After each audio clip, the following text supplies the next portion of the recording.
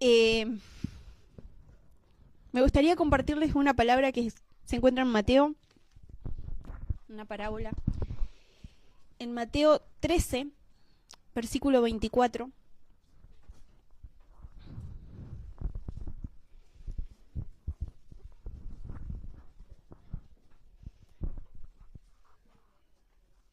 Y capaz que hasta les suene un poquito familiar. La siguiente es otra historia que contó Jesús. El reino del cielo es como un agricultor que sembró la buena semilla en su campo. Pero aquella noche, mientras los trabajadores dormían, vino su enemigo, sembró hierbas malas entre el trigo y se escabulló. Cuando el cultivo comenzó a crecer y a producir granos, la maleza también creció. Repitan conmigo. Cuando el cultivo comenzó a crecer y a producir granos, la maleza también creció. Los empleados del agricultor fueron a hablar con él y le dijeron: Señor, el campo donde usted sembró la buena semilla está lleno de maleza. ¿De dónde salió? Eso es obra de un enemigo, exclamó el agricultor. ¿Arrancamos la maleza?, le preguntaron. No, contestó el amo. Si lo hacen, también arrancarán el trigo. Dejen que ambas crezcan juntas hasta la cosecha. Entonces les diré a los cosechadores que separen la maleza, la aten en manojos y la quemen, y que pongan el trigo en el granero. Y un poquito más adelante, en el versículo 36, está la explicación de esta parábola. Y dice: Luego Jesús dejó a las multitudes afuera y entró en la casa. Sus discípulos le dijeron: Por favor, explícanos la historia de la maleza en el campo. Jesús respondió: El Hijo del Hombre es el agricultor que siembra la buena semilla. El campo es el mundo. Y la buena semilla representa a la gente del reino. La maleza representa a las personas que pertenecen al maligno. El enemigo que sembró la maleza entre el trigo es el diablo. La cosecha es el fin del mundo. Y los cosechadores son los ángeles.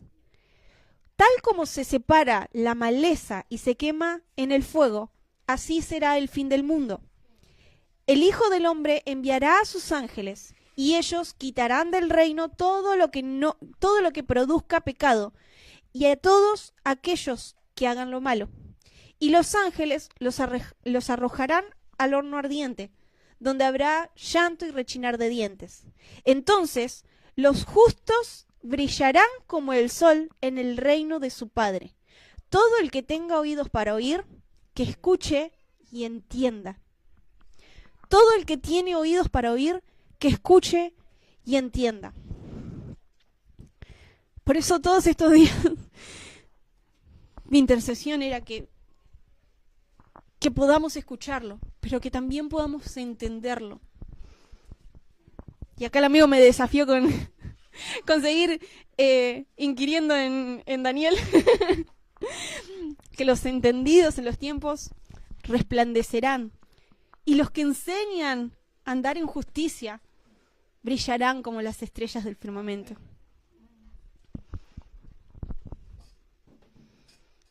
Bueno, el desafío ha sido aceptado, amigo. No sé si estoy a la altura, pero que fue aceptado, fue aceptado. Despertaste un montón de cosas en mi interior que el pastor les puede contar, de que literalmente hasta hace un par de horas, hasta todavía estoy temblando porque intentaba ordenar tanta información que tenía. Pero hace un tiempo yo les comentaba, cuando hablábamos del reino, que sentía que el Espíritu nos estaba introduciendo a un segundo aposento, ¿sí? El primer aposento alto había sido el del lavamiento de pies, donde el Señor empezó a purificar minuciosidades, cosas del día a día, pero que no requerían ya un gran lavamiento a lo Pedro de, bueno, bañame completo, sino que ya era más del día a día.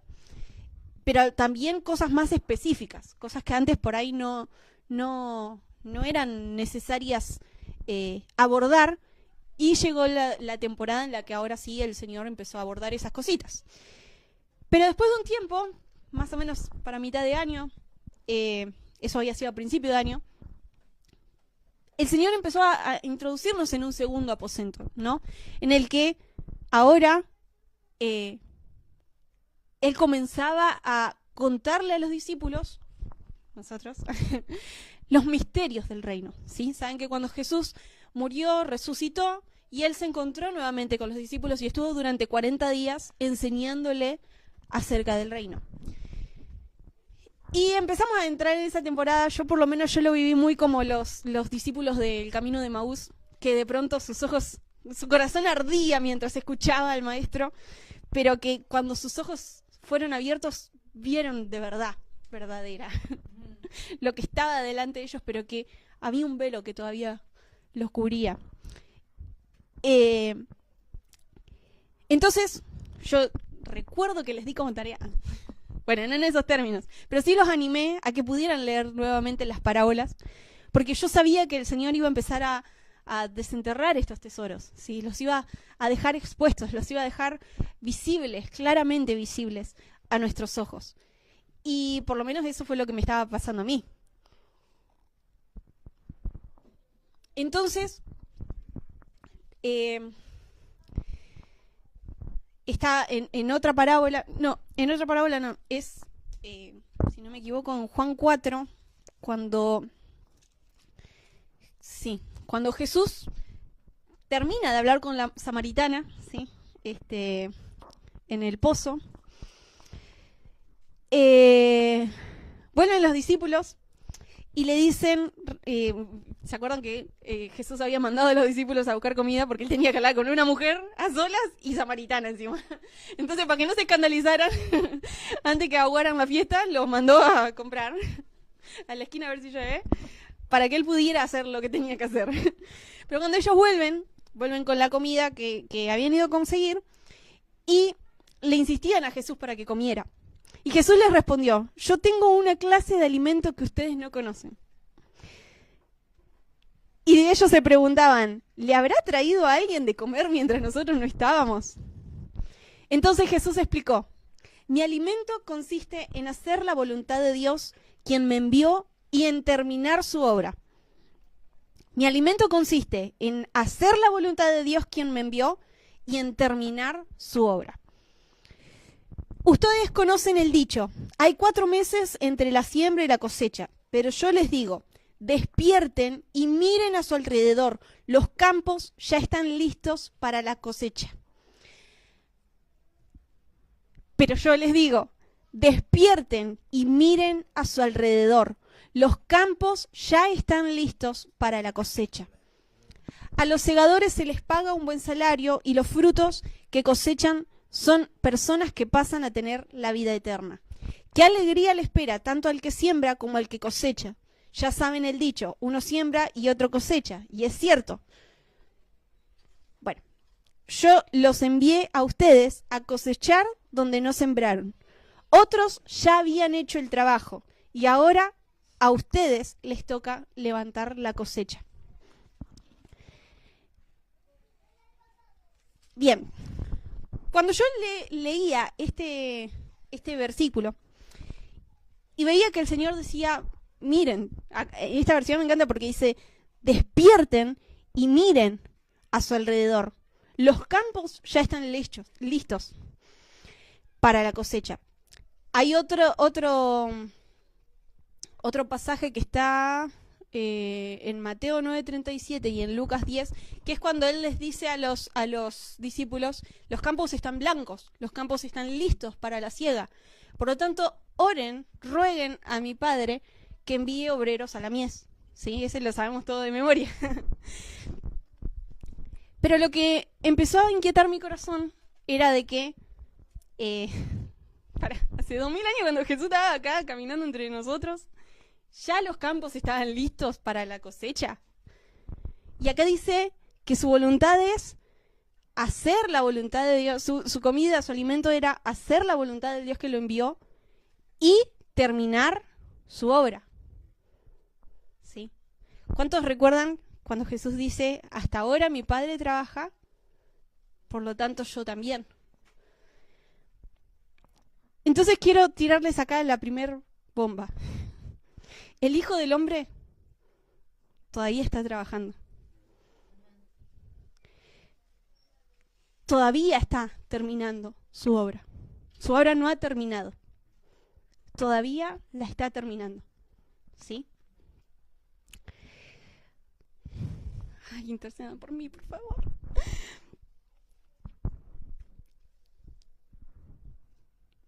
Bien. Ahora sí, quiero que me acompañen a Isaías, capítulo 28.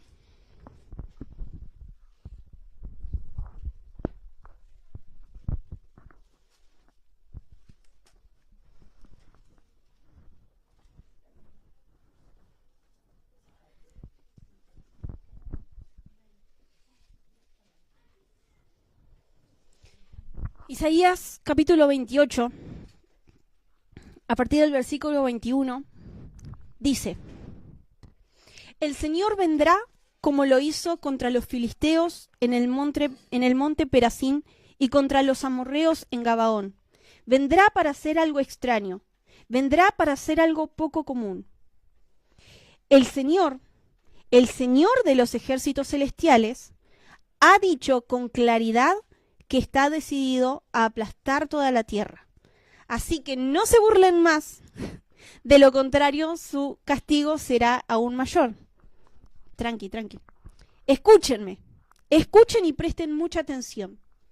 ¿Acaso el agricultor siempre ara, pero nunca siembra? ¿Está continuamente labrando la tierra y nunca plantando? ¿No siembra finalmente sus semillas, comino negro, comino, trigo, cebada y trigo espelta, cada uno en la forma correcta y a cada uno en el lugar que le corresponde? El agricultor sabe exactamente qué hacer porque Dios le ha dado entendimiento. Nunca se usa un mazo pesado para trillar el comino negro, sino que se golpea con varas livianas. Nunca se pasa por una rueda de trillar sobre el comino. Nunca se pasa una rueda de trillar sobre el comino. Al contrario, se golpea suavemente con un mayal. El grano para el pan se muele con facilidad. Por eso no lo tritura demasiado. Lo trilla bajo las ruedas de una carreta, pero no lo pulveriza. El Señor de los ejércitos celestiales es un maestro maravilloso y le da gran sabiduría al agricultor. Ahora voy a intentar traducirles lo que yo vengo asimilando en mi interior. Que son cosas difíciles de explicar. Pero no difíciles de explicar, sino que no encuentro las palabras que sean sencillas de entender, o quizás sí, ustedes después me dicen. Pero cuando leí este pasaje, me impactaba, primero que conectaba dos cosas que el Espíritu me venía hablando. La primera pasó en la adoración, que fue un tiempo de guerra, ¿sí? Un tiempo de tomar autoridad, ¿no? De estar posicionados y de ejecutar los juicios. Pero también esta parte del entendimiento y de la agricultura, y como que, no sé, me resultaba un tanto, como que no pegaba, ¿no? Una cosa con otra. Pero después recordé la parábola que les leí al principio, y ahí entendí. Fíjense que acá dice: ¿acaso el agricultor siempre ara pero nunca siembra? ¿Está continuamente labrando la tierra y nunca plantando? ¿No siembra fácilmente sus semillas, cada uno en la forma correcta y cada uno en el lugar que le corresponde? Y dice que el agricultor sabe exactamente qué hacer porque Dios le ha dado entendimiento. ¿Saben que hace un tiempito venía muy inquieta con Zacarías 4? Y que lo venía compartiendo con Nahuel, con Fran, con Nico, creo, con todos, que venía inquiriendo en la forma de la menorá. ¿Vieron? La menorá es la lámpara que tiene los 7 brazos, ¿sí? Y que cada una de esas lámparas representaba o correspondía a una fiesta sagrada, ¿no? De las cuales se daba un cumplimiento cuando Jesús vino a una cantidad y otra cantidad que restaba para cumplirse para cuando Cristo vuelva por segunda vez, ¿no? Entonces yo le venía diciendo, ¿sabes qué? Me da mucha curiosidad porque cada una de estas fiestas están íntimamente relacionadas a la agricultura. O sea, está la fiesta de la cosecha, la fiesta de las primicias, la fiesta de, cada fiesta se da en una fecha especial. Hay 4 fiestas que se dan en una temporada y hay otras 3, son 7, sí, tienen 7 brazos. Hay otras 3 que se dan en otra temporada, ¿sí? Algunas se dan en primavera, otras se dan en invierno. Otra cosa que me da mucha curiosidad, esto ustedes descártenlo, ¿no? Nomás, yo necesito sacarlo de mi sistema para que se vaya ordenando la cuestión. Pero son como así, perlitas, datitos de color. Pero también hay...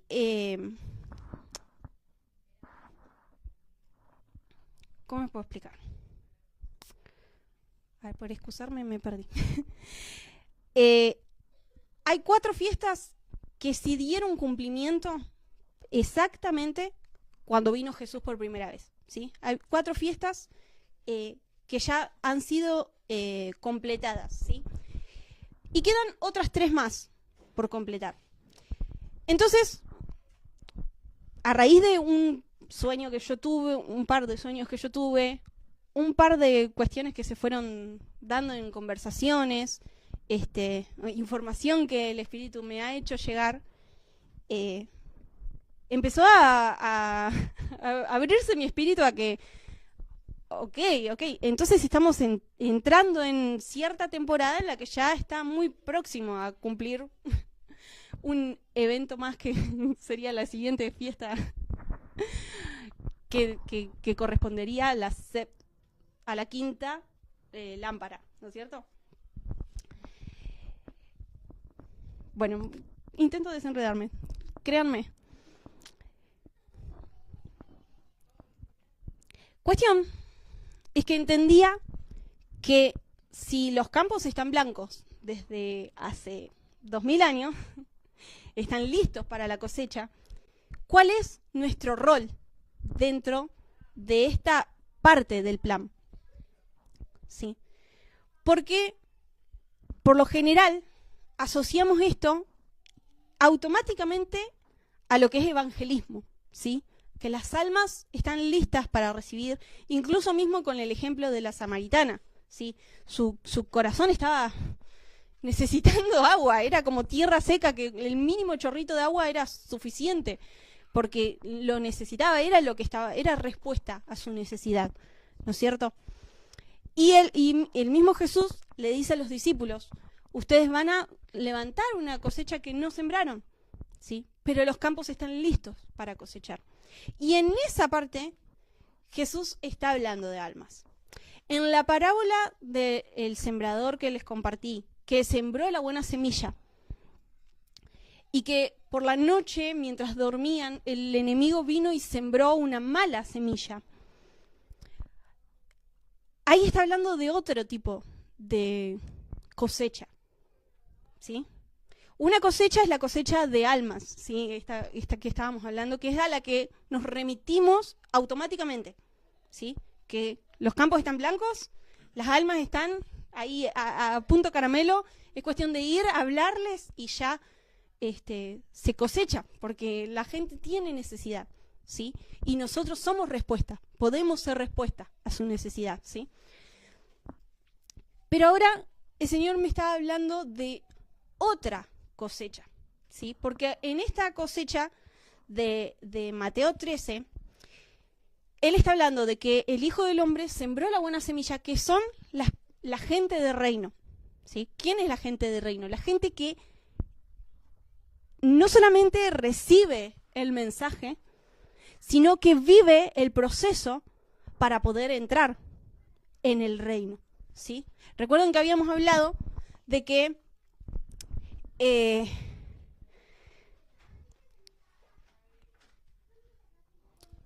una cosa es ver el reino, una cosa es escuchar del reino, una cosa es incluso hasta entender el mensaje del reino, pero una muy diferente es entrar.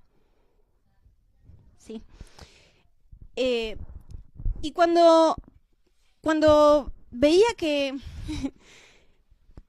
el agricultor sabe exactamente qué hacer, porque Dios le dio entendimiento, automáticamente mi intercesión fue: necesitamos entendimiento. Necesitamos entendimiento. Fíjense el contexto de la canción que cantábamos hoy, de la tribu de los entendidos. Yo les compartía que de la tribu de Isaacar había un puñado de 200 jefes que eran entendidos en los tiempos, que entendían las señales de los tiempos y entendían qué era lo que tenía que hacer el pueblo, ¿sí? Así de importante es el entendimiento, ¿sí? Daniel nos dice que los entendidos en los tiempos resplandecen, ¿sí? ¿Por qué? Porque hay una luz que va guiando sus pasos, ¿sí? Hay entendimiento, hay claridad.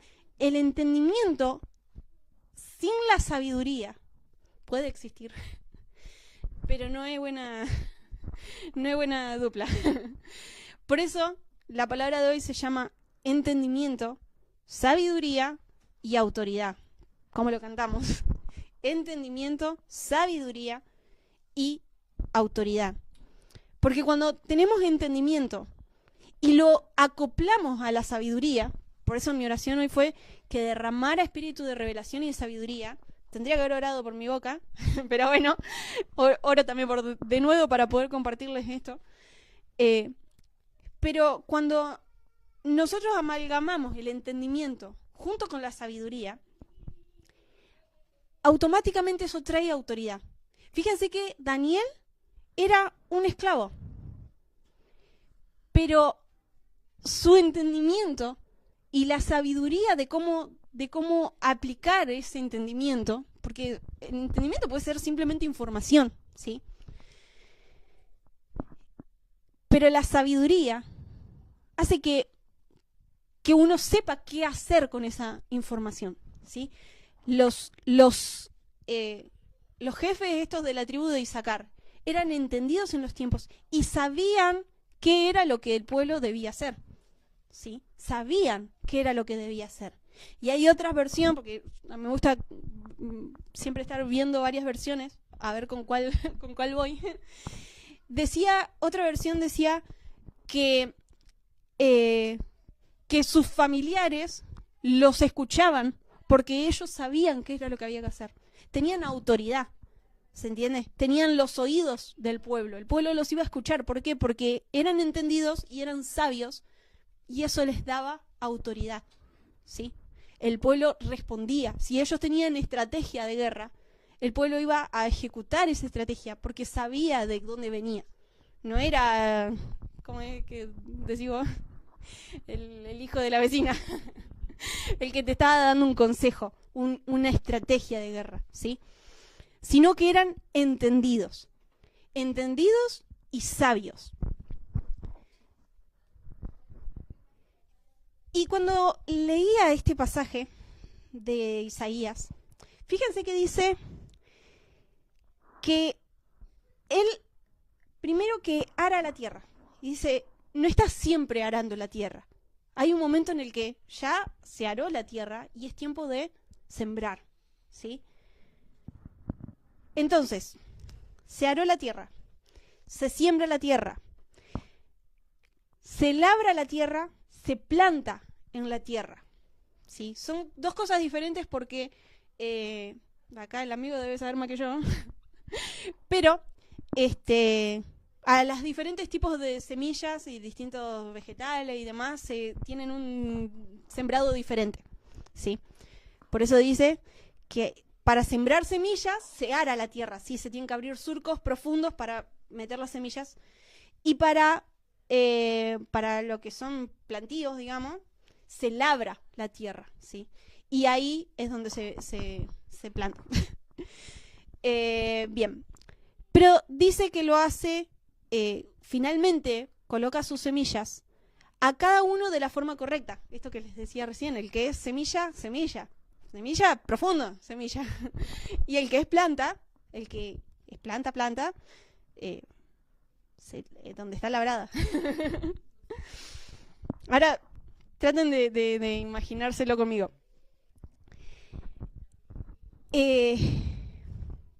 Ahí vamos, va queriendo, está loada en la ruedita.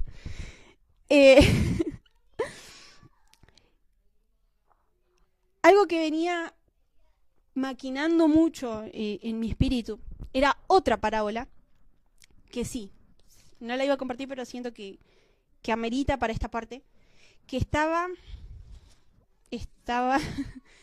en Lucas capítulo 18, versículo, bueno, del 1 en adelante.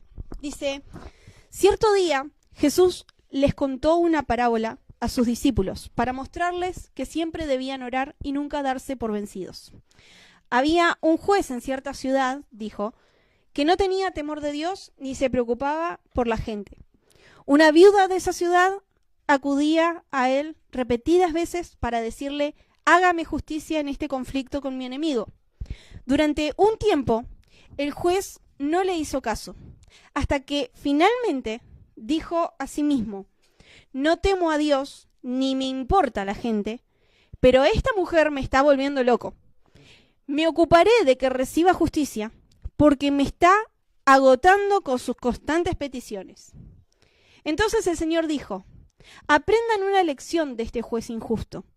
Si hasta él le dio un veredicto justo al final, ¿acaso no creen que Dios hará justicia a su pueblo escogido que clama a él día y noche? ¿Seguirá aplazando su respuesta? Les digo que pronto les hará justicia. Pero cuando el Hijo del Hombre regrese, ¿a cuántas personas con fe encontrará en la tierra?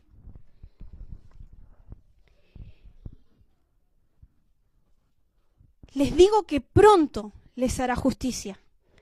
Pero cuando el Hijo del Hombre regrese, ¿a cuántas personas con fe encontrará en la tierra? Y esto automáticamente me llevó a la galería de la fe, ¿sí? La conocen, ¿no? ¿Saben dónde queda? Está en Hebreos 11.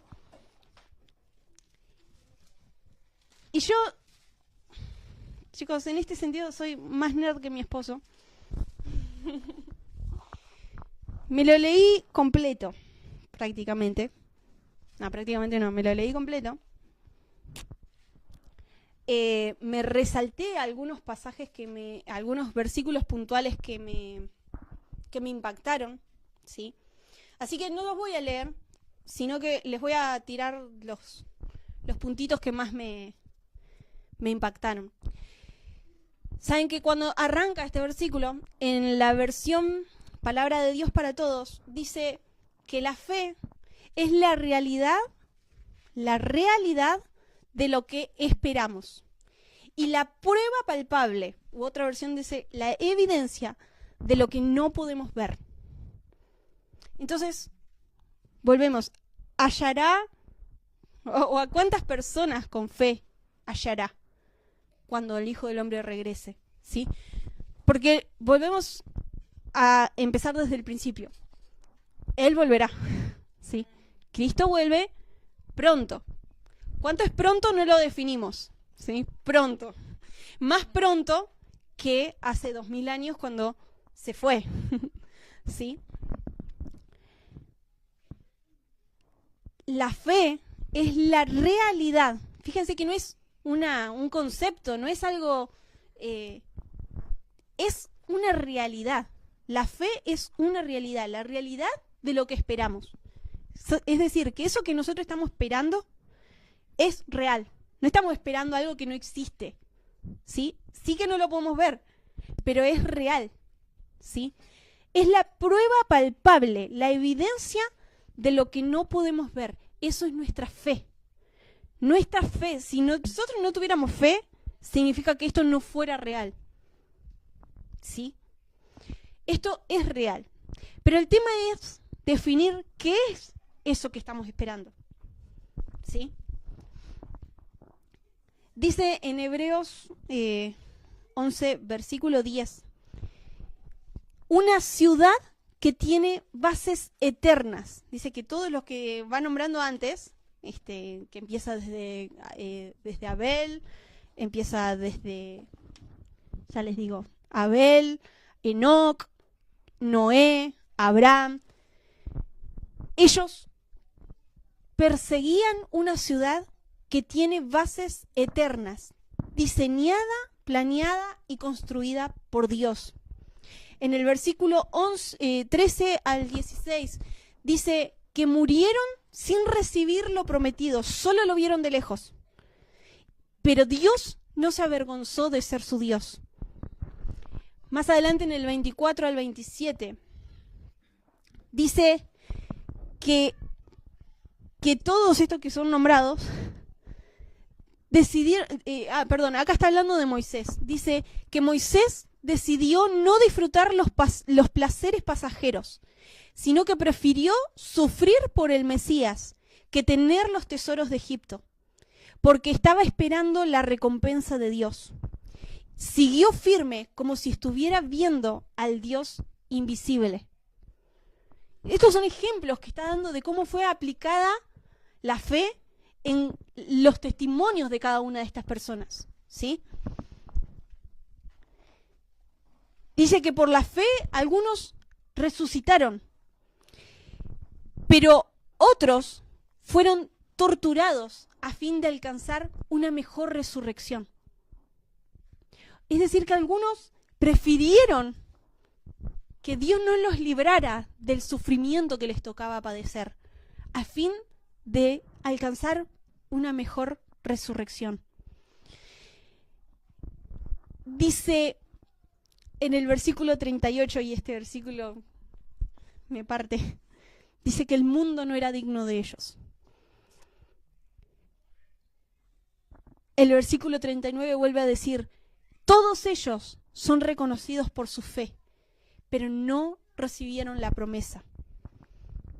Y el 40 tiene la respuesta, porque Dios tenía algo mejor planeado, y es que todos la alcancemos juntos.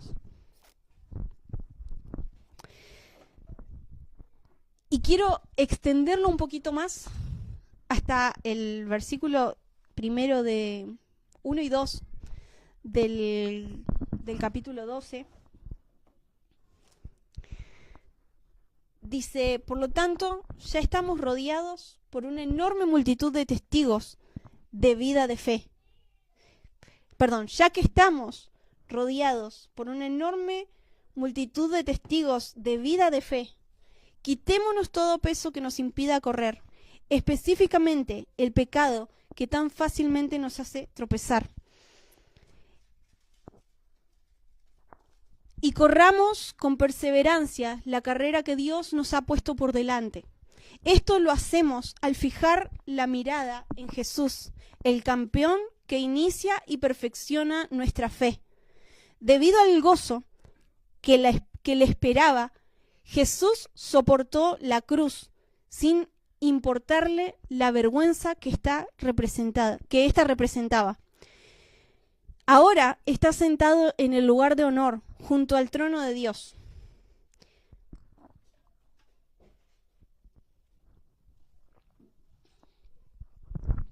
Piensen en toda la hostilidad que soportó por parte de los pecadores. Así no se cansarán ni se darán por vencidos. Bueno,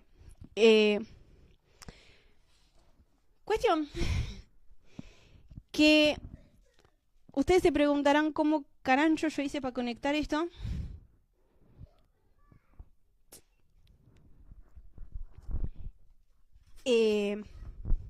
Con lo que les estaba hablando acerca del sembrador, ¿no es cierto? Y es que a mí lo que más me impactó de la galería de la fe fueron estos que dice que hubo, en el versículo 35, hubo mujeres que recibieron otra vez con vida a sus seres queridos que habían muerto, ¿sí? La resurrección primera. Sin embargo, otros fueron torturados porque rechazaron negar a Dios a cambio de la libertad. Ellos pusieron su esperanza en una vida mejor que viene después de la resurrección. Y saben que ayer, justo antes de dormirnos, con Nahue estaba moviendo un reel en Instagram, donde un muchacho, fan de la historia, compartía una carta de San Martín al gobierno, ¿sí?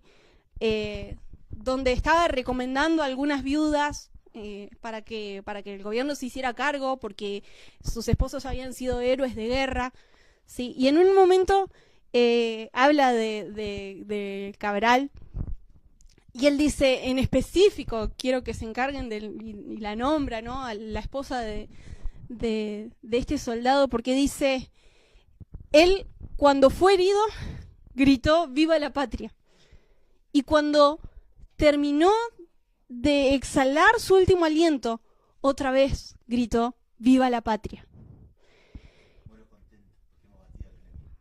Acá, señor Nerd, por favor. Muero contento porque hemos batido al enemigo. Eso mismo. Muero contento porque hemos batido al enemigo. ¡Viva la patria! Y esto fue lo que creo que me confirmó que tenía que ir por este lado, la palabra. Porque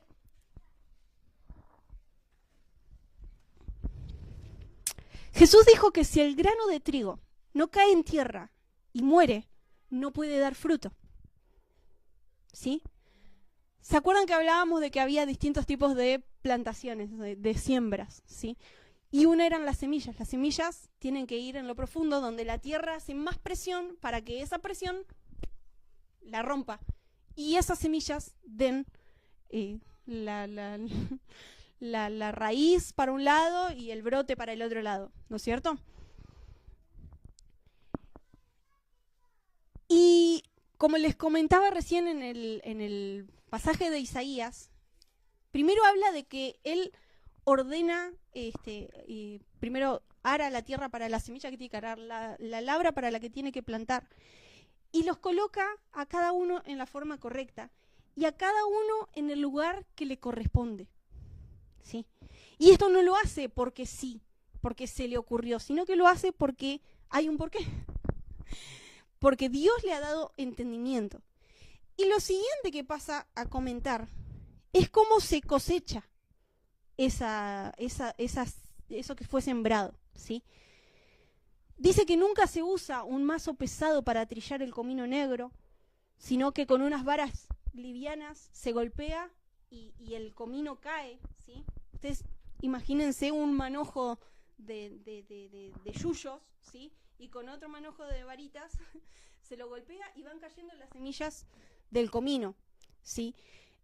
Lo mismo con el comino, eso con el comino negro, lo mismo con el comino común. Pero dice que el grano para pan se muele con facilidad, no es difícil de moler. Dice, por eso no lo tritura demasiado. Lo trilla bajo las ruedas de una carreta, pero no lo pulveriza.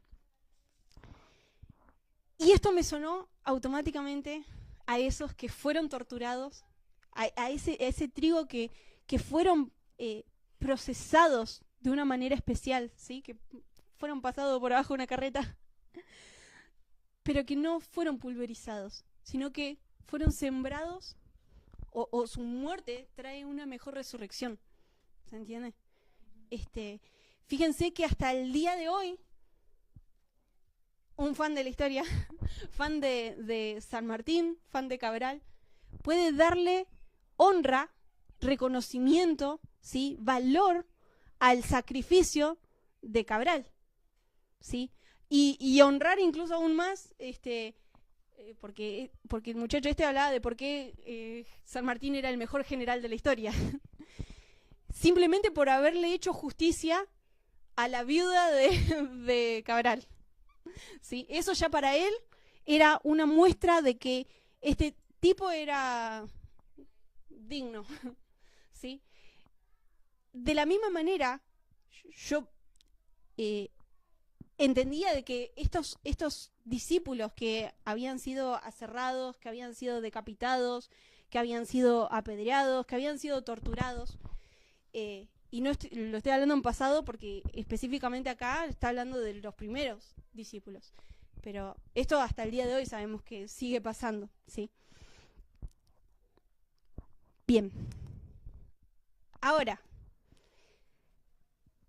en el versículo siguiente, el versículo 1 y 2 y 3 del capítulo 12, habla acerca de el autor y el consumador de nuestra fe, ¿sí?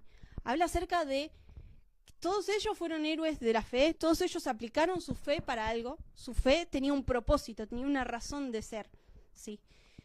Pero dice, fijémonos entonces que nos rodean muchísimas personas que demostraron su fe. Corramos sin fallar la carrera que tenemos por delante. Quitemos de nuestra vida cualquier cosa que nos impida avanzar, especialmente el pecado que nos hace caer tan fácilmente.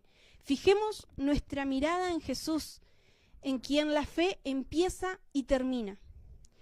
En vez de ver el gozo que podía haber tenido, sufrió la muerte en la cruz y aceptó la humillación, como si no fuera nada. Después se sentó a la derecha del trono de Dios. Este versículo, esta versión me encantó porque dice, si alguna vez se sienten desfallecidos y agobiados, piensen en Jesús, quien soportó pacientemente el maltrato de parte de los pecadores.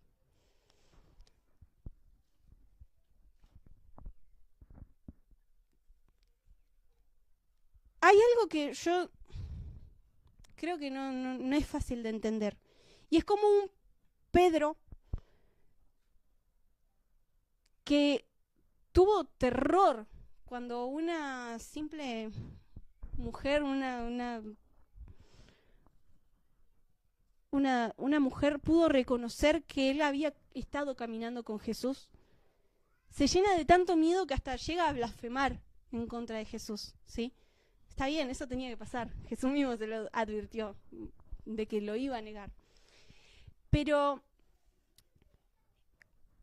3 doritos después, después de esos 40 días que estuvieron con Jesús resucitado, ¿sí?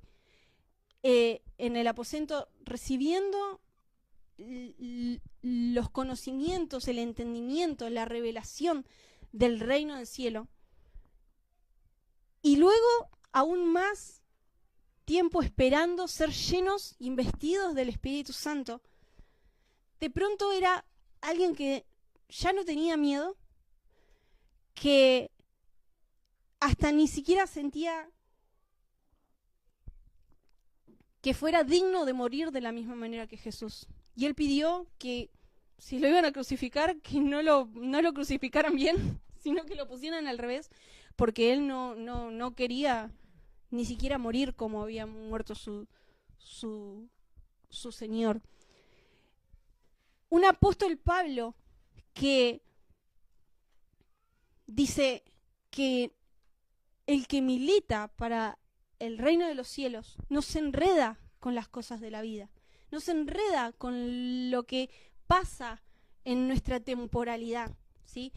Muchas veces nosotros estamos afanados por si qué vamos a comer, con qué vamos a pagar, con qué vamos a hacer mañana, o si nos vamos a ir de vacaciones, planificar y cosas. Y vivimos muy pendientes del día a día y perdemos de vista que hay una misión que cumplir, ¿sí? Hay una tarea. Vuelvo otra vez a lo que Jesús le dijo a los discípulos. El alimento del Hijo del Hombre es cumplir la voluntad del Padre y completar la obra. Me volví a enredar. Ténganme paciencia, por favor.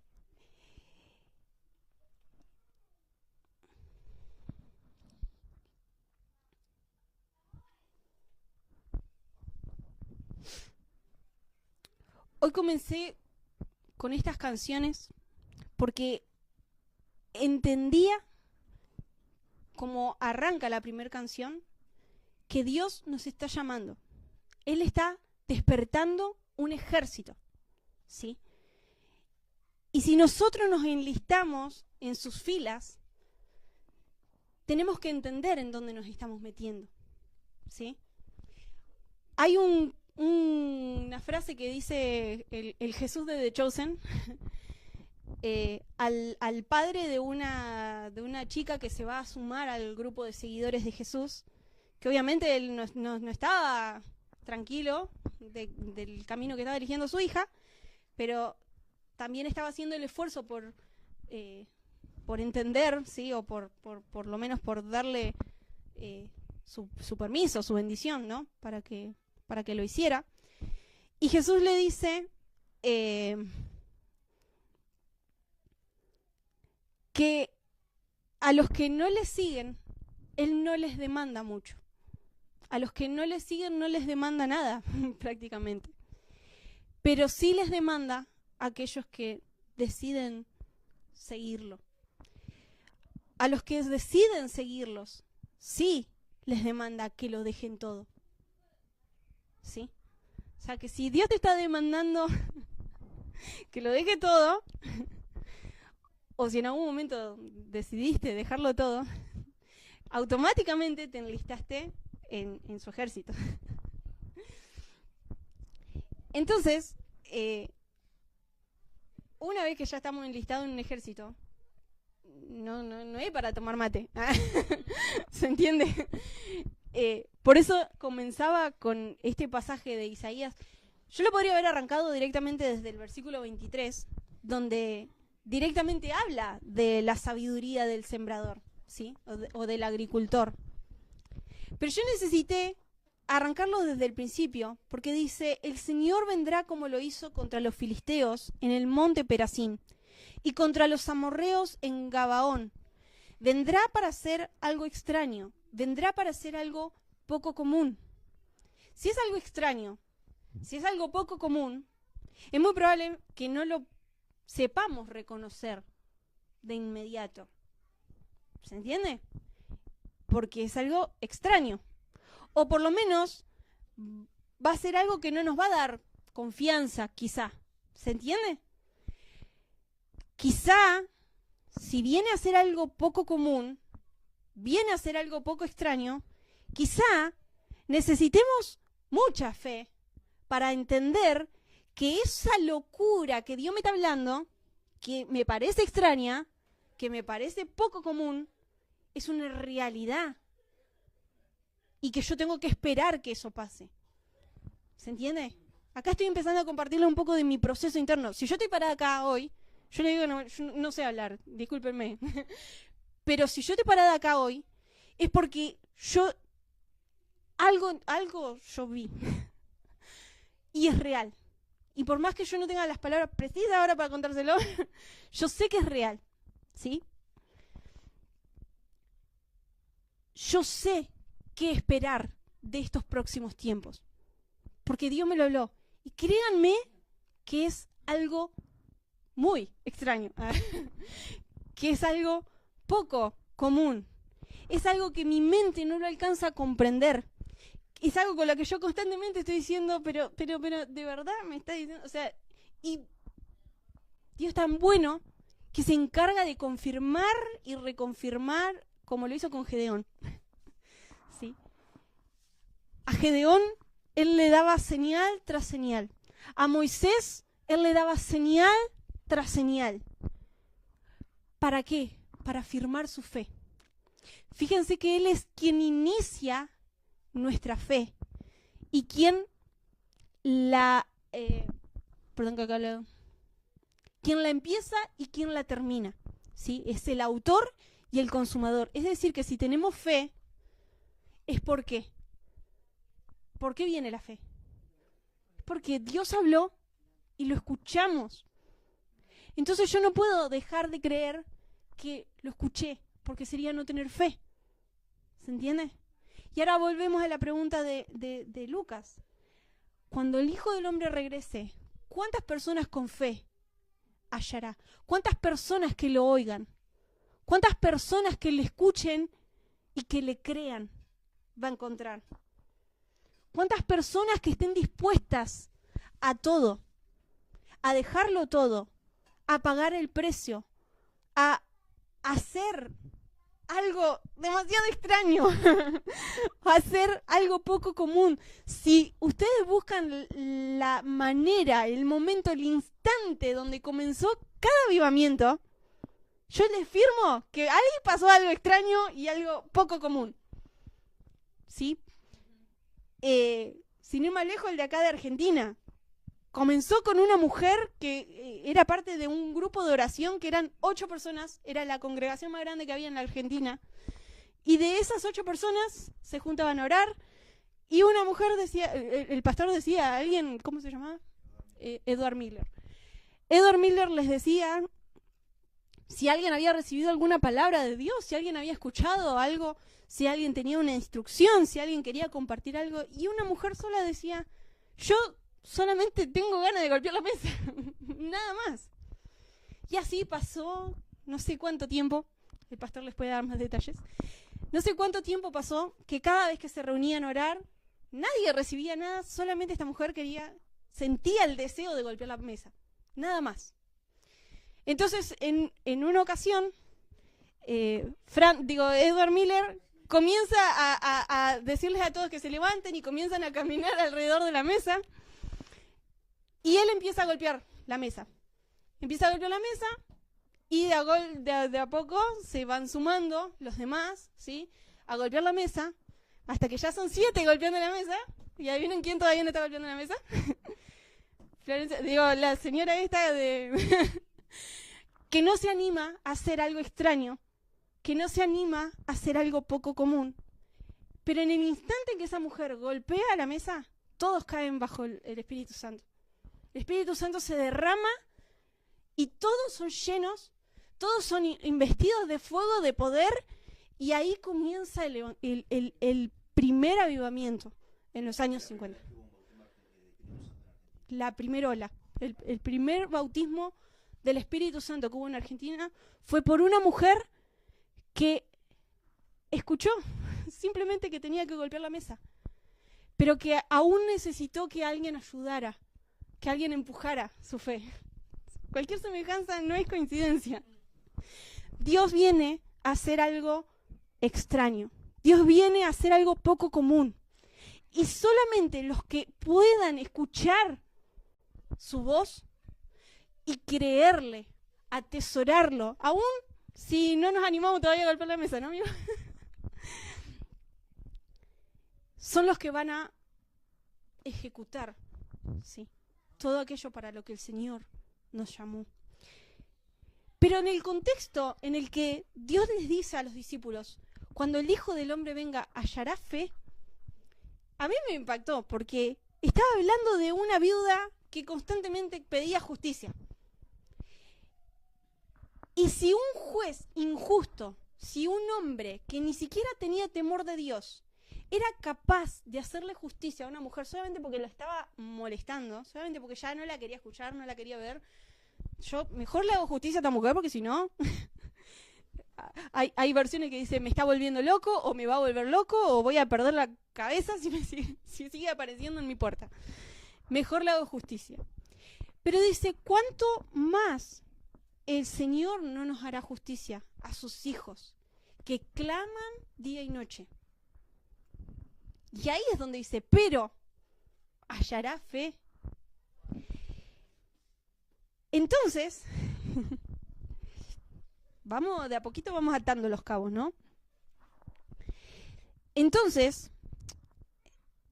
evidentemente, cuando nosotros recibimos esa fe, esa palabra, esa voz que el Espíritu habla, hay una acción que hacer, ¿sí?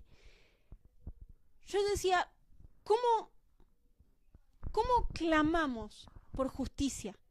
¿Qué sería clamar por justicia? ¿Sí? Desafío aceptado, amigo.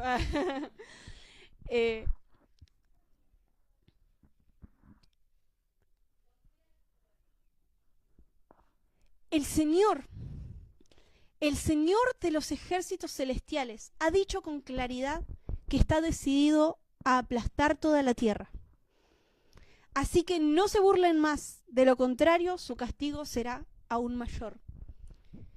Fíjense que los que están dispuestos a soportar las burlas, las torturas, los sufrimientos, los padecimientos, tienen una resurrección mayor. Pero los que se burlan tienen un castigo mayor. ¿Sí?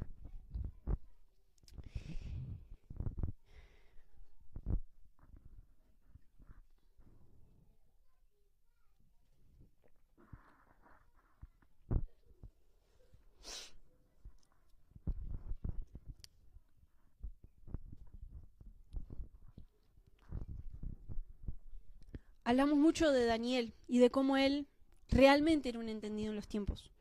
Él entendía que el tiempo en el que él estaba viviendo, el tiempo en el que él estaba al lado del rey Nabucodonosor, era el tiempo en el que se cumplía lo que Dios había dicho acerca de su cautividad en Babilonia. Era el cumplimiento de ese tiempo, ¿sí? Entonces, ¿qué fue lo que hizo Daniel? Ayunó y buscó el rostro del Señor. Él empezó a interceder. Él empezó a clamar día y noche para que el Señor haga justicia. ¿Ven lo importante que es ser entendido en los tiempos? Porque él entendió el tiempo y entendió cómo clamar por justicia en su tiempo. ¿Se entiende? Por eso es necesario que nosotros entendamos el tiempo que estamos viviendo para poder entender cómo clamar por justicia en nuestro tiempo. ¿Sí?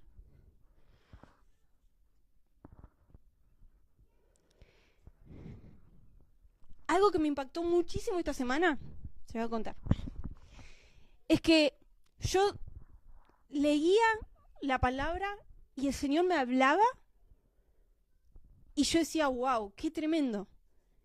Y resulta de que, por otro lado, mi esposo estaba exactamente ministrando lo mismo, o antes o después, pero que cuando pasaba el tiempo y nos podíamos sentar a charlar, y él me decía, no, mirá, pasó esto, y el Señor me mostraba esto y esto, lo leí ayer, lo leí hoy a la tarde, está en tal, y se lo mostraba y me decía, no, wow, o por ahí yo venía y le decía, amor, mirá, este pasaje que me está rompiendo la cabeza, y él me decía, no, me dice, lo acabo de hablar por teléfono con alguien, o sea, a ese punto. Y te voy a contar una intimidad. Hace unas semanas atrás, yo estaba frustrada y le decía al señor, le decía a mi esposo, digo, a mi señor esposo, le decía, yo, la verdad que yo no sé cómo, ya estoy dudando de todo, de que Dios me hable, yo ya no sé si Dios me habla. Una trae la otra para que me quede bien clarito. Hoy le digo a Nahuel, no sé por qué me hace predicar si yo no sé hablarle. No tengo las palabras. Y él me decía, ¿y quién te hizo la boca? Como Dios le dice a Moisés. ¿Y quién te hizo la boca? Así que soporten.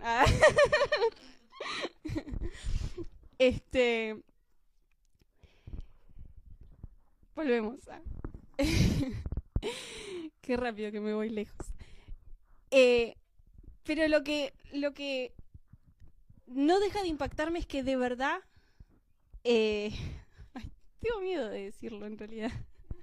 Es como golpear la mesa para mí. Sí, entiéndanme que es como golpear la mesa. Sé que estamos a las puertas de que algo tremendo pase, ¿sí?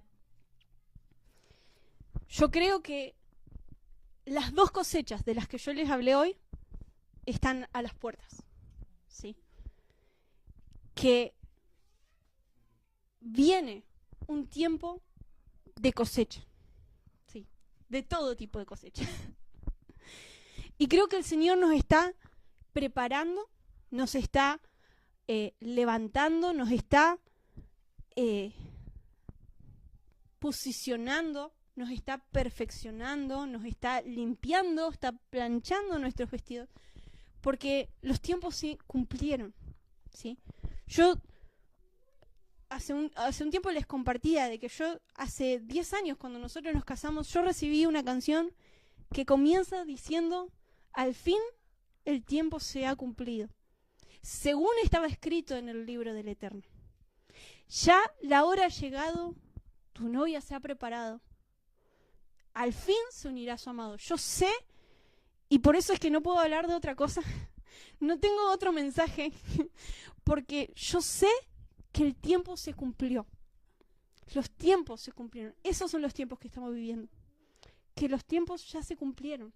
Nuestro amado viene pronto. Más pronto de lo que creemos. Pero Él está retenido en los cielos. ¿Saben hasta cuándo? Hasta el tiempo de la restauración de todas las cosas.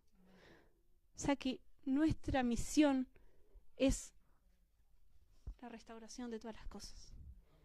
Y cuando este evangelio del reino se predica hasta lo último de la tierra, así, en un instante, entonces Él vendrá. Entonces, clamamos por justicia en nuestra temporada. Tenemos que entender qué clase de semilla somos. Porque cuando esa semilla cae en tierra y muere, es cuando puede dar fruto.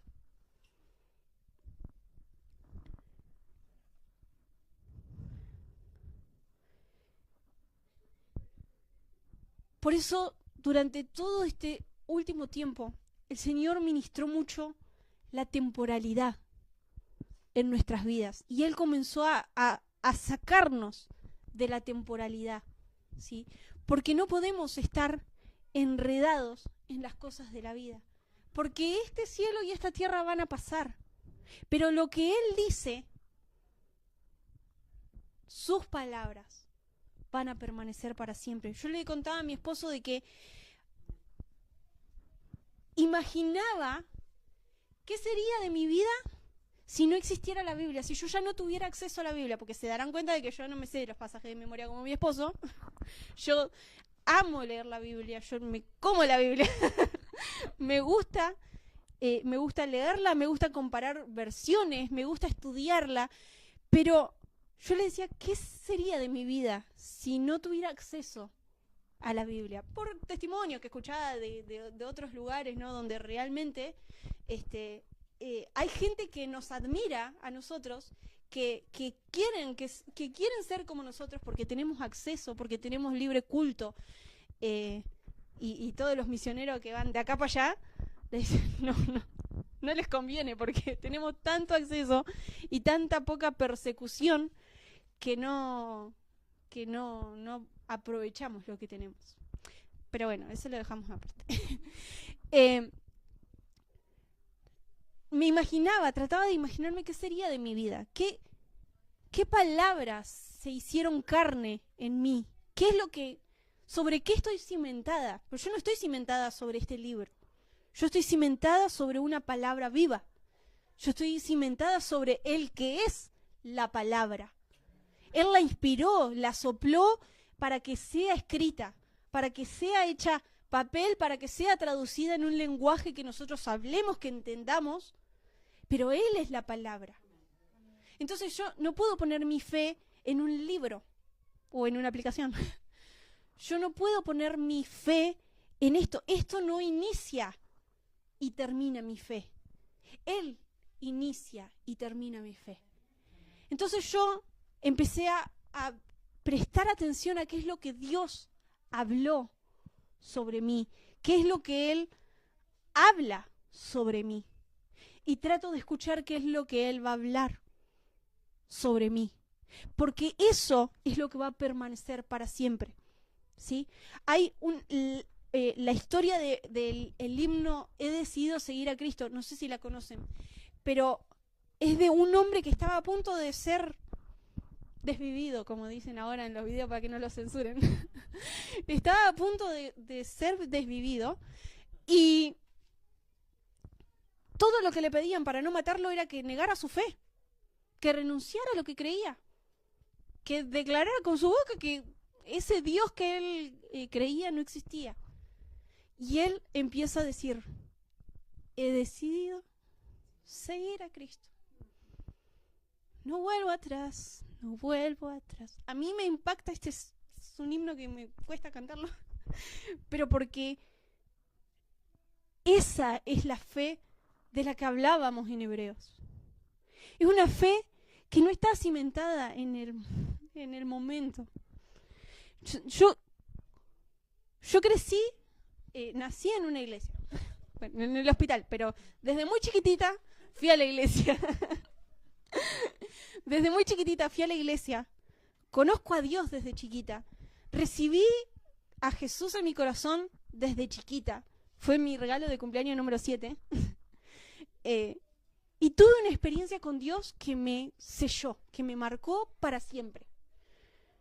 Yo desde los 7 años yo sé que Jesús camina tomándome de la mano. Yo sé que yo estoy caminando de la mano con Él. Pero aún así, yo me aparté de Él. Aún así, yo me pude ir lejos de Él. Pero ¿saben a dónde volvía? Siempre que volvía, a que Jesús me tenía agarrada de la mano. Yo no me podía ir muy lejos porque Jesús me tenía agarrada de la mano. Yo me podía perder, pero en realidad no estaba perdida, porque Jesús me tenía agarrada de la mano. ¿Se entiende? Entonces cada vez que a mí me toca atravesar alguna dificultad o me siento perdida, yo simplemente puedo recordar que Jesús me tiene agarrada de su mano. Y yo me siento segura. No dejo de vivir lo que me toca vivir, pero yo lo estoy viviendo caminando de la mano con Él. ¿Se entiende?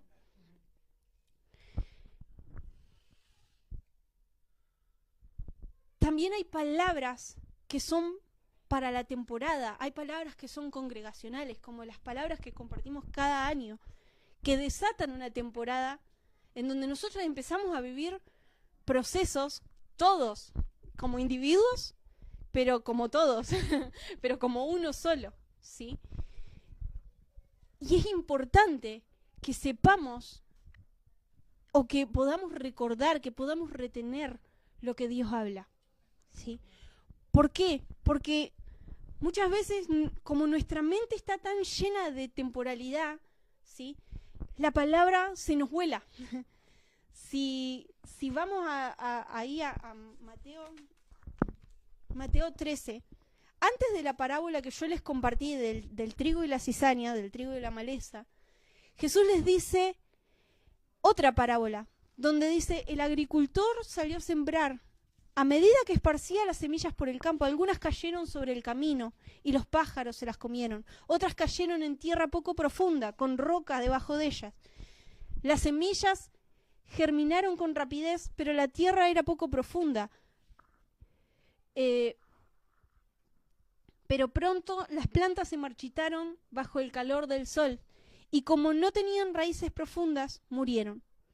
Otras semillas cayeron entre brotes, los cuales crecieron y ahogaron los brotes, entre espinos, los cuales crecieron y ahogaron los brotes. Pero otras semillas cayeron en tierra fértil y produjeron una cosecha que fue 30, 60 y hasta 100 veces más numerosa que todo lo que había sembrado. Todo el que tenga oídos para oír, que escuche y entienda. Escuchen y entiendan. Saben que Jesús hablaba en parábolas porque había ciertas personas que necesariamente tenían que tener los ojos cegados, sus oídos sordos, para no entender. ¿Sí? Pero a nosotros, Él nos ha abierto los ojos y nos ha abierto nuestros oídos. Es necesario que entendamos que para que esa semilla, que en este caso no está hablando de personas, está hablando de su palabra, caiga en una tierra fértil, ¿qué tiene que hacer el agricultor con la tierra? Tiene que ararla, para que la semilla pueda entrar en la profundidad que tiene que entrar, ¿sí? Porque si la tierra tiene, primero que si hay un camino, sonamos. Si hay un camino, no, cualquiera que pase por ahí la va a pisotear, ¿sí? Y cuántas veces Dios nos habla y en nuestro día a día hay cosas de la vida que pisotean lo que Dios habló y que no dejan que dé fruto esa palabra, ¿sí? Que nos pisan lo que Dios habló, de no, que esto no viene de Dios, no puede ser Dios, o simplemente hacen que te lo olvides, ¿sí? Dice que los pájaros vinieron y se las comieron.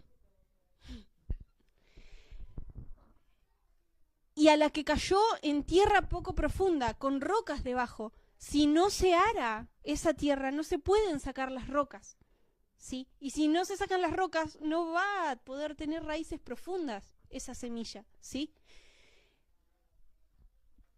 Entonces, cuando empieza a dar brote, es como una alegría de, ay, sí, era por acá.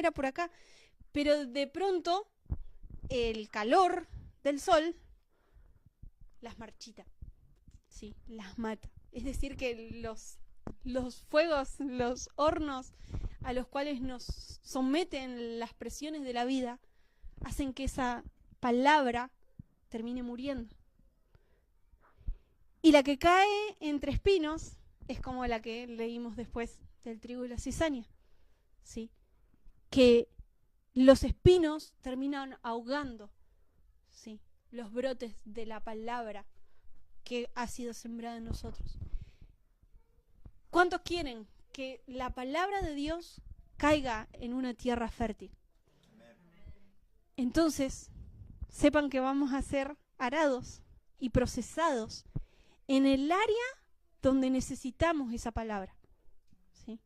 Dios no va a dejar de hablar la palabra. Y cuando caiga al costado del camino, se la van a comer los pájaros. Cuando caiga en la tierra con piedras, vamos a ver un destello, pero se va a marchitar. Yo, a pesar de lo difícil que está haciendo esta palabra, oro para que caiga en una tierra fértil. Sí. Oro para que su entendimiento sea abierto. Y que junto con el entendimiento venga sabiduría de qué hacer con esa palabra que está siendo soltada en mi vida. Que junto con ese entendimiento, junto con esa autoridad, seamos posicionados, junto con el entendimiento y la sabiduría, seamos posicionados en autoridad, ¿sí? Porque fíjense de otro cautivo de Babilonia, que fue Nehemías. Nehemías también vio lo que estaba pasando. Él desde otro lado, desde su rol de intercesor, de doliente, él vio lo que estaba pasando. Y él simplemente se vistió de luto. Fíjense que Daniel era entendido, él entendía lo que estaba pasando. Y él hizo ayuno, intercedió, clamó por justicia y vino respuesta. Nehemías, él se afligió porque vio lo que estaba pasando, pero no estaba entendiendo lo que Dios estaba haciendo. Fíjense la diferencia entre los dos. Daniel entendía lo que estaba pasando y sabía qué era lo que tenía que hacer. Su rol era interceder. Su rol era clamar para que Dios haga justicia. Porque no vamos a estar 71 años cautivos de Babilonia. Dijiste 70, así que 70. ¿Se entiende? Nehemías no tenía entendimiento de los tiempos. Él veía lo que estaba pasando, veía la injusticia, le dolía. Entonces él intercedía desde otro lado, ¿sí? Tanto al punto que el rey al que él servía, él era copero del rey, el rey al que él servía lo ve y le dice: che, ¿qué te pasa? Estás como apagadito y te veo como cabizbajo, como que ya no te reí de mis chistes. Él veía lo que estaba pasando, le dolía, intercedía desde su dolor, ¿sí? Y entre el pueblo de Dios siempre hay el que entiende y está parado, preparado, es decir, que está bien parado, está parado de antemano ante lo que viene, porque está entendiendo. Y está el que la temporada que nos toca vivir a todos. El que entiende se prepara, se para bien, pero el que no entiende la padece. ¿Se entiende? Pero aún así, a Nehemías le fueron dados los recursos para que él pudiera completar la obra. Fíjense cómo hizo un todo, ¿sí? Porque Daniel era un entendido, pero Daniel no se movió de donde estaba. ¿Se entiende? Él oró para que el Señor de la mies envíe obreros a la mies. Y en otro lado, el Señor de la mies levantó a sus obreros y los envió a la mies. Y los envió con todos los recursos necesarios. ¿Me van viendo la dinámica? El agricultor sabe, porque Dios le dio entendimiento. No hace las cosas porque sí. ¿Sí? Y Dios, si le da entendimiento al agricultor, es porque Dios sabe lo que está haciendo. Ahora veámonos nosotros como las piezas del plan de Dios, ¿sí? En este lugar hay Danieles, pero también en este lugar hay Nehemías. En este lugar también hay Josué, el sacerdote que se levanta para... ¿Cómo? José. El sacerdote que se levanta cuando se reconstruye el templo. En este lugar también hay Zorobabel que se levanta para gobernar. ¿Se entiende? Es la temporada, ¿sí? Ahora nos toca el entendimiento de qué es lo que tenemos que hacer, ¿sí? Quiero creer que les dije todo lo que lo que tenía para compartirles. Y voy a cerrar con un último ejemplo que también hace parte de la misma temporada.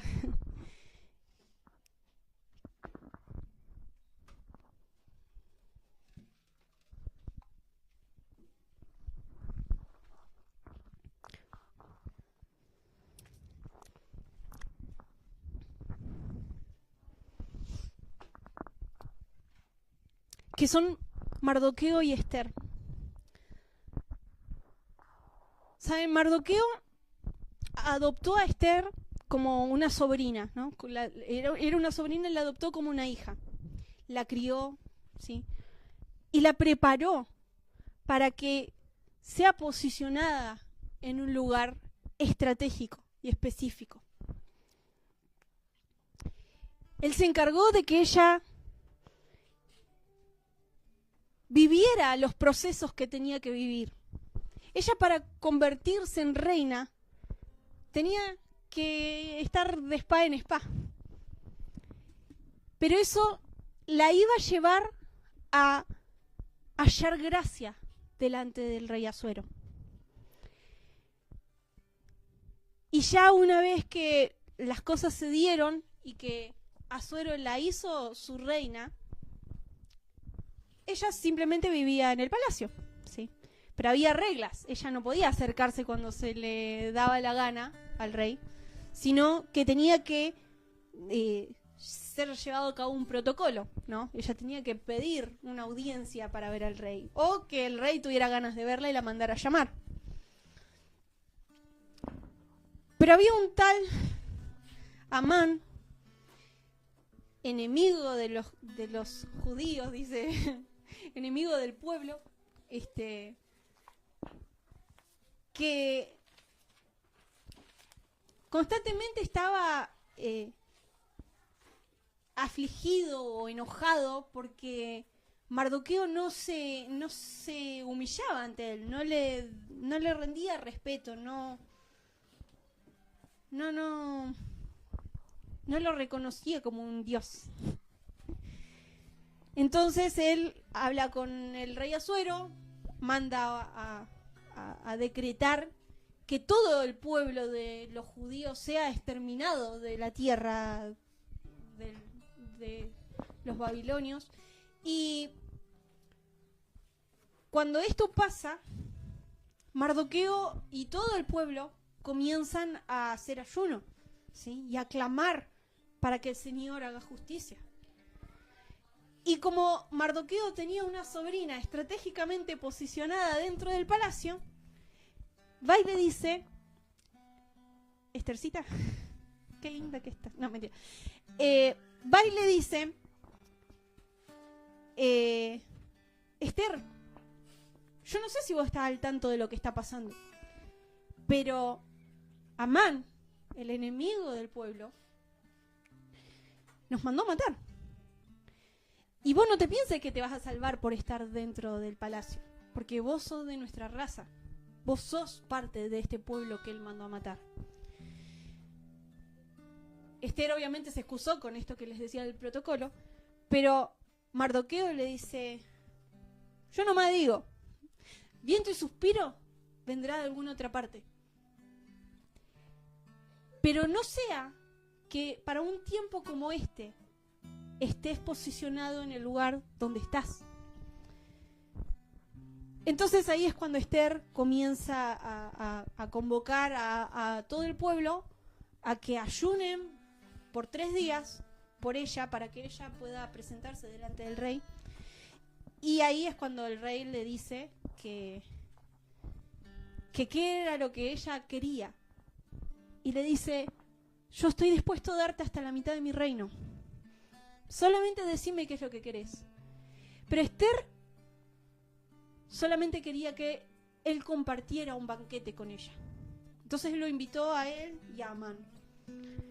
Y una vez en el banquete, Ester lo honró al rey, lo agasajó al rey, le dio de comer al rey. Y una vez más el rey le dijo: amada mía, ¿qué es lo que quieres? Hasta la mitad de mi reino estoy dispuesto a darte. Pero ella una vez más le dijo: solamente quiero que comas conmigo mañana de nuevo. Y al siguiente día, una vez más, el rey le dice: amada mía, ¿qué es lo que quieres? Pedime lo que vos quieras. Yo te quiero dar hasta la mitad de mi reino. Si vos me lo pedís, yo te lo doy. Lo que sea que vos quieras, yo te lo voy a dar. Y ahí es cuando Ester le plantea la situación que estaban viviendo. Fue emitido un decreto de nuestro enemigo, del enemigo de mi pueblo, que quiere destruirnos a todos. Por favor, no lo permitas. Por favor, hacenos justicia. Y ahí es cuando el rey hace justicia. Pero ¿saben qué? A mí me impactó la posición de Mardoqueo. Porque Mardoqueo le dijo a Ester: no pienses que te vas a salvar por estar dentro del palacio, porque vos también sos parte de este pueblo que fue mandado a exterminarse. Pero si vemos cómo arranca la historia diciendo que Mardoqueo había denunciado a un par de eunucos que estaban hablando mal del rey, ¿sí? Y justo en la noche entre el primer y el segundo banquete, el rey Asuero leyó en las crónicas, porque no podía dormir, en las crónicas de su reino, leyó esto de Mardoqueo y dijo: ¡apa! ¿Pero quién es este Mardoqueo que hizo este acto tan honroso a mi favor, y nadie le dio su recompensa, nadie lo honró a él? Entonces, en esas aparece Amán y le dice: che, ¿de qué manera podemos honrarías vos a alguien que porque lo merece. Y él le dice, y yo le pondría las ropas del rey. Y yo lo pasearía por todo el reino con todo un séquito siguiéndolo, con los mejores carruajes y gritando por todos lados que es el honrado del rey, que es el segundo. Entonces Zorobabel le dice, dale, me gusta la idea. Bueno, quiero que hagas todo esto por Mardoqueo, el hombre que quería que se arrodillara delante de él. Ahora él tenía que hacer que toda la nación lo honrara.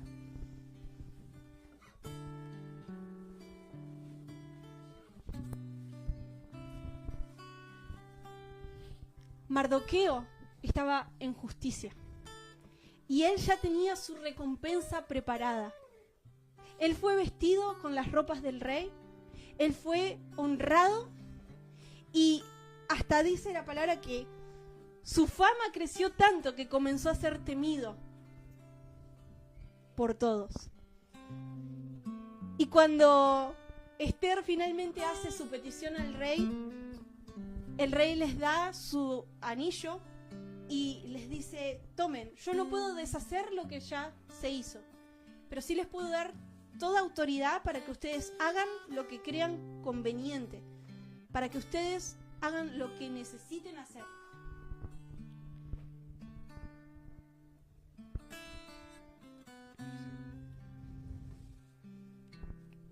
Otra vez yo veo dos personas trabajando en conjunto. Alguien que es entendido en los tiempos y que está en justicia. Y alguien que está posicionado en un lugar estratégico y tiene autoridad.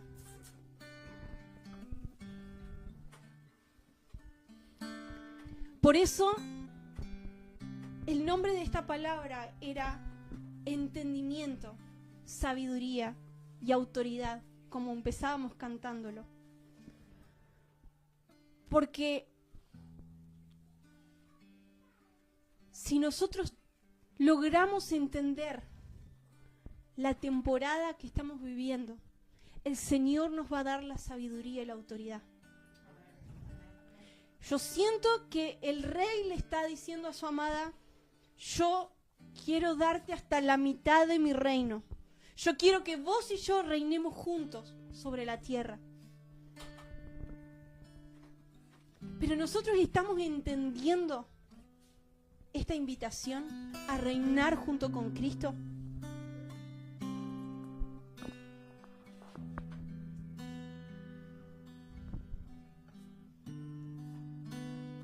Nosotros tendemos fe para creer que Él nos llama su iglesia, que Él nos llama su amada, que Él nos llama su esposa,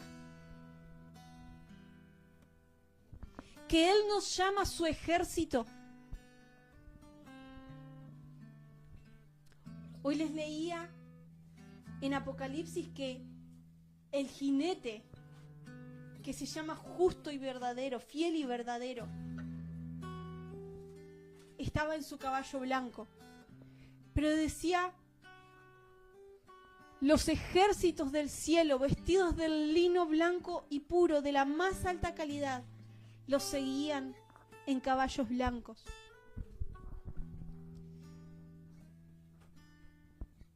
¿Tendremos fe para creer que nosotros somos parte de ese ejército?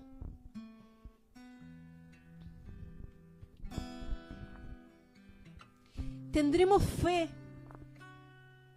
cuando el Hijo del Hombre regrese?